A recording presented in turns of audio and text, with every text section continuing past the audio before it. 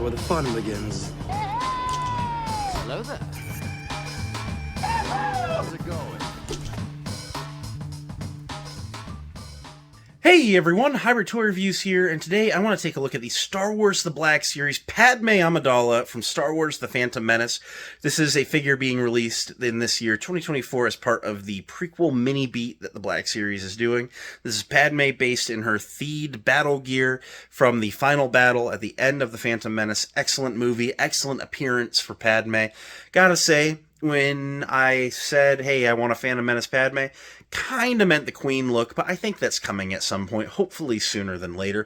But this is an iconic look, and she actually wears a similar outfit in certain episodes of the Clone Wars, so hopefully this figure is something that you can put in your collection somewhere, even if you don't have a Phantom Menace shelf. But I'm really, really excited to get into this figure review. She just looks oh so cool. So without further ado, let's get into it. Alright, here's our Phantom Menace Padme. Without further ado, let's take a look at the packaging. This is your standard Black Series box with your Black Series logo up above a big window showing Padme and her accessories off nicely. Underneath that window, you see Star Wars The Phantom Menace. In that yellow bar, her name, Padme Amidala. Warning, 4+ Hasbro. This side of the box features some artwork of Padme looking pretty cool with the theed palace behind her in the smoke. Her name's down at the bottom. On this side, you have your wraparound window, wraparound yellow stripe, and your Black Series logo. Around back, another Black Series logo, a zoom in of the side art, her name, and a bio in varying languages. Pause and read whichever language best applies to you. She is number 3 in the Phantom Menace subline. You have a bunch of legal information, Disney and Hasbro logos, barcodes, more logos, more legal stuff, nothing crazy going on there. Up top's a hanger tab and a window. The window lets a little light in the box if you choose to keep your figures in box on display. I'm no loser. I like to open my toys, so without further ado, let's get into the review. Alright, here's Padme out of the packaging. As always, we'll start by taking a look at the accessories. So she comes with 2 blasters and an incredible Black Series accessory, a swappable hand. This is actually similar to what the Attack of the Clones Padme had to do, because she comes with 2 blasters of a drastic size difference to where she needs to have swappable hands that just fit the blasters a little bit better. So the hand that she is wearing out of the box is best suited for the Naboo Security Blaster, which has come out very, very nice. Features some brown paint on the grip. See a nice gunmetal gray color, and the scope is nice and metallic silver. I really like how this turned out a lot. It's a super cool blaster. We'll go ahead and pop it in her hand like so. Get it nice and posed up, and you see she holds it really rather well. Looks good. Now, to swap the hand, you just pull the hand out. You see the peg pulls out. And then you take the other hand and pop it in. And that hand is a much smaller, tighter grip, and it is meant for her smaller blaster. This is really cool. It's in a silver plastic color, not painted. It's just plastic. And the barrel actually pushes into the blaster to like compact it, which is really super cool. Attack of the Clones Padme comes with basically the same blaster, but it doesn't feature the pull-out function. It features paint instead. So it is really cool. This is a very snug piece, but what is also snug is her grip on it. That's nice and secure and isn't going anywhere, which is nice because that blaster is tiny and the carpet monster would love to take it away forever. So now to look at the figure, looking at the head sculpt, I gotta say, it is not incredible, but it's not bad. I think the Attack of the Clones Padme does a better job of just generally capturing the appearance of Natalie Portman. This figure does not look like Natalie Portman, just not as well as the other one does. She's kind of scowling a little bit. This is definitely a battle figure, which is good because this is a battle outfit. But I am really, really liking the figure all said. Otherwise, something I'm not super keen about, a lot of figures have like rubber hair glued onto the head. This hair is just sculpted to the head, and so they've kind of done like a paint fade right at the hairline, which is supposed to represent how, you can see a little bit of skin, around the individual hairs right at the hairline. But it's really just like smudgy looking. I don't really like how that turned out. The hair might be worthy of a repaint. So that's something I might do off camera on my spare time. But otherwise, it does generally look like Natalie Portman. Has a nice texture sculpt of the hair and a nice big mega bob thing in the back, which is cool. Otherwise, she's just wearing this big burgundy overcoat over a burgundy bodysuit. And it has some nice gold accent lines running up and down the sides. The gold actually has a nice little texture to it.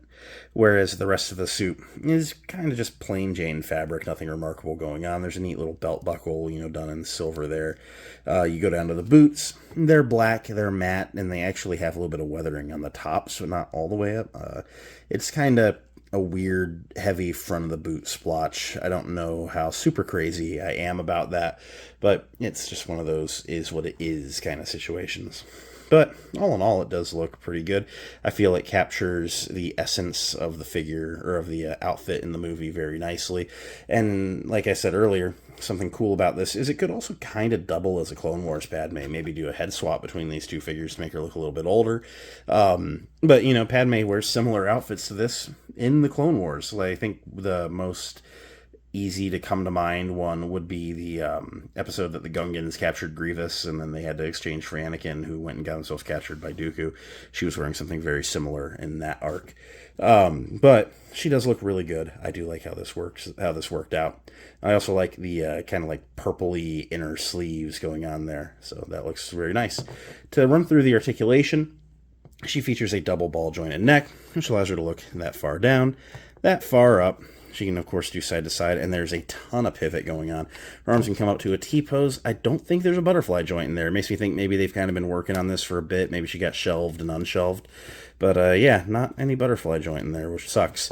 Single-jointed elbows, which go to 90 degrees and swivel, 360 on the wrists, with the left one hinging in and out, and the right one hinging up and down on both alternate hands. That's nice. I like to see that on the blaster hands. She has a mid-torso ball joint, allowing her to crunch that far forward, a little bit back. There's some side-to-side and rotation. Her legs can kick out to a true splits once you work them out from around the rubber skirt. She can kick her legs that far forward, not much back. I mean, it kind of does go back, but it's like the skirt gets in the way. There's no upper thigh rotation, but the thigh itself does pivot on the ball joint that it's stuck on a little bit. You don't really need that thigh joint, though, because the single-jointed knee, which goes past 90 degrees, has a swivel. So as long as you get a swivel somewhere at the knee or above, you get the same range of motion that you want. But I know some people are mad that we don't have the thigh cuts.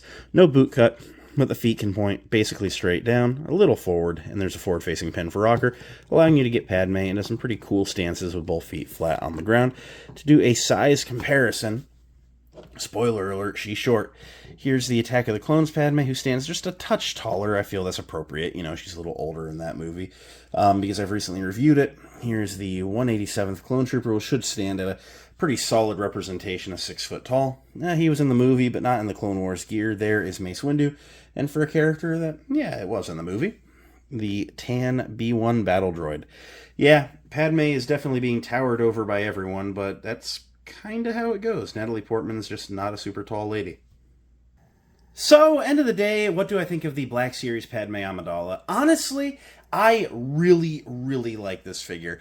I think that the Queen outfit would have been the most iconic Padme to get from this movie, but this is definitely an iconic outfit all the same, and I'm really happy to add it to the collection. Honestly, give me anything from The Phantom Menace, and I will happily buy it. It is an incredibly underrepresented movie in the Black Series collection. The box set, I think she is number 3 in the Galaxy packaging for the movie. I think Obi-Wan and Qui-Gon didn't quite make the cut for Phantom Menace packaging. And so, yeah, I mean, there's just nothing for this movie in the line, and that is sad. And so I hope that, we see a little more Phantom Menace representation in coming years, especially with them re-releasing the movie in theaters here directly. Kind of makes me think that maybe there's a little bit of a resurgence of love for the film, which would make me very happy, because it is a very drastically underrepresented film in any media, really, any action figure line or toy line. It has some really iconic designs, and just the Black Series really needs to catch up. Not all Black Series collectors want this OT nonsense. Like, I want prequels, I want clones, I want Queen Padme, I want more Jedi, I want everything from this era. Start giving us some sequel stuff, too. But anyway, enough ranting about the state of the Black Series. I'm going to go work on something else now. Thanks a bunch for watching. It means a lot that you did. If you enjoyed, you leave a like, comment, subscribe, all that end of video stuff. I'll catch you next time. Until then, may the Force be with each and every one of you, and goodbye.